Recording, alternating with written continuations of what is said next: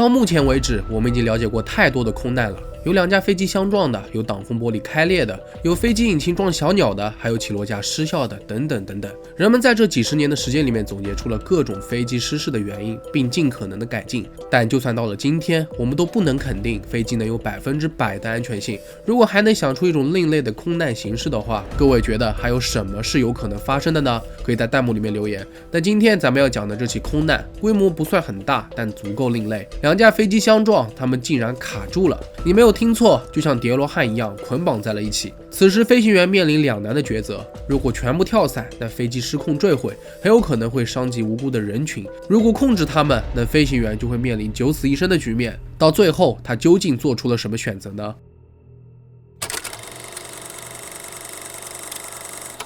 布洛克斯比是澳大利亚新南威尔士州的一个小镇，人口虽然稀少，却一度万众瞩目，因为就差那么一点点，这个地方就要被毁了。同时，在这场离奇的事故当中，价值4万英镑的两架飞机奇迹般的保住了，也难怪布洛克斯比会以此出名。二战初期，澳大利亚在新南威尔士州里维纳地区的空军基地森林山建立了一个飞行培训学校，为的就是进一步培养飞行员作战所需要的特技。另外，安森是英国阿弗罗公司生产的一款双引擎多用途飞机。二战爆发后，安森已经不适合在前线作战，于是这款机型大多都被用于侦察和飞行员的训练机。1940年9月29日上午，两架安森从森林山起飞，准备在新南威尔士州的南部进行常规的越野训练。编号 N4876 的飞机由伦纳德·富勒驾驶，另一架编号 L9162 的则是由杰克·休森驾驶。他们各自都带着一名领航员上天。到了10点45分，两架飞机来到了布洛克斯比上空约300米的地方，意外发生了。伦纳德和杰克的飞机一前一后，准备做大幅度转弯，可在此过程当中，杰克的飞机出现在了伦纳德的盲区，只听一声巨响，两架飞机瞬间就撞到了一起，就像是两块被绑在一起的砖头。此时的情况非常的糟糕，伦纳德的飞机在杰克的上方，两台发动机引擎全部被撞坏，而下方杰克的飞机虽然发动机还能正常运行，但机罩被另外一架飞机的螺旋桨给打破了，杰克自己也被螺旋桨刮伤。4名飞行员都明显的能够听到两架飞机相互摩擦的嘎吱声，一时间不知道该如何是好。很快，两名领航员率先跳伞，但如果这个时候飞行员也跟着跳了，那飞机绝对会坠毁，到时候不只是飞机没了，坠毁地点更会损失惨重。此时伦纳德尝试移动了飞机的控制装置，他灵机一动，虽然发动机坏了，但自己还能控制副翼和襟翼，再利用下方飞机的发动机，这样即使是叠罗汉也能控制飞机的走势。但有一点他也考虑到了，那就是如果强行用飞机腹部着陆，下方的杰克肯定会遭殃。想到这里，伦纳德命令杰克先跳伞。眼下他无法控制飞机的速度，只能四处寻找最适合降落的地方。为了把损失降到最低，伦纳德尽可能的要找一个远离农舍和房子的空旷地区。就这样，他独自飞行了大约8公里，最后决定在布洛克斯比西南方向的田地上进行降落。这要放到平时，飞机着陆简直是小菜一碟，但如果两架飞机死死的卡在一起，控制起来绝非易事。随着时间1分1秒的流逝，下方飞机的发动机已经奄奄一息，伦纳德不能再等了。他在空中绕了好几圈后开始降落，最终凭借沉着冷静的心理以及高超的驾驶技术，伦纳德将两架飞机降落在了草地上，滑行了180米后停住。令人意外的是，杰克是事故当中唯一受伤的人。一开始在发生碰撞时，杰克后背就受伤了，后来飞机一直在下降，杰克不得不在驾驶舱里面翻找降落伞，最后他从破碎的玻璃当中爬出去，然后跳伞。据说降落伞打开的有些晚，杰克还摔了一大跤，事后他被送到了医院进行治疗，4个月后完全康复。那么伦纳德是如何成功降落飞机的呢？我们刚才提到的伦纳德强行机腹着陆，其实顾名思义就是用机身的下腹部作为主要的着陆装置。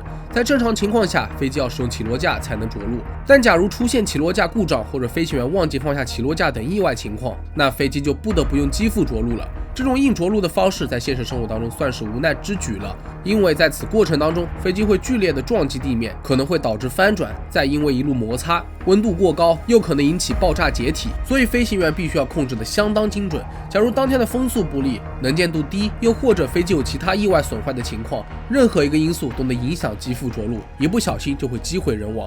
而当天的情况恰好是满足了机腹着陆的条件，而且降落地点还是在草地上，所以有惊无险的成功了。那在这里讲一个非常著名的机腹着陆案例，波兰航空紧急迫降事件。2011年11月1日下午1点35分，一架波音767飞机从美国纽瓦克飞往波兰华沙，机上共有220名乘客和11名机组人员。然而，刚出发不到30分钟，飞行员就收到了中央液压系统出现的故障报告。所有机组人员意识到，该故障会导致起落架无法正常伸展，影响飞机着陆。在与航空公司商量之后，机长决定继续飞往华沙，而且要把燃料都用完后再降落。与此同时，目的地机场已经做好了万全的准备，他们安排了紧急疏散，机场周围的道路也都关闭了。另外，其他飞往华沙的航班也被通知改道或者直接取消。果然，在接近华沙期间，机长尝试了2次使用备用程序打开起落架，都失败了。他通知华沙的空中管制部门，由于液压系统故障，他们无法放下起落架，只能机腹降落。地面相关部门要提前做好准备。同时，飞机在机场上盘旋了将近1个小时，尽可能的消耗了多余的燃料。在下午2点40分，这架波音767在33号跑道上着陆。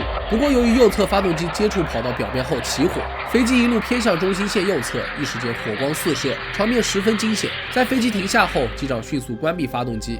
地面工作人员也立刻扑灭大火。据推断，当时飞机内大概还有1600公斤的燃料，如果全部引爆，后果不堪设想。随后，机长立刻指示全员紧急撤离。好在机组人员都经验丰富，立刻组织乘客有序撤离。最后，所有人都平安落地。不过，这架波音767严重受损，在事发2年后宣布报废。所以，伦纳德能够成功降落2架叠起来的飞机，绝对可以被称作为壮举。很快，他的事迹就成为了世界各地的头版新闻。伦纳德避免了飞机坠毁，也没有造成任何不必要的伤亡，简直是奇迹。在接受采访时，他也透露，这是一次相当困难的着陆经历。不过自己也属实没料到，这次竟然超常发挥，比之前训练的表现都要好。可能这就是所谓的急中生智吧。当然，也有人调侃说，比起机毁人亡，罗纳德更害怕的是跳伞。而接下来戏剧化的事情来了，在罗纳德晋升为中士之后，却被关在军营中2个礼拜，还扣了7天的薪水。起因是他未经授权就在报纸上谈论这场事故。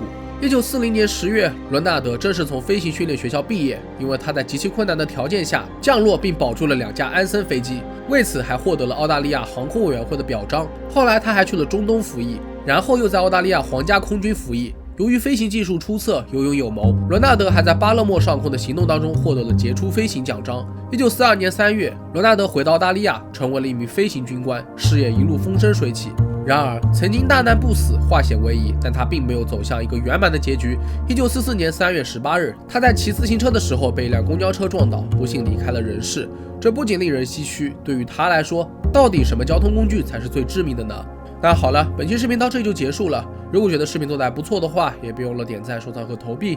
我是真真，咱们下期视频再见吧。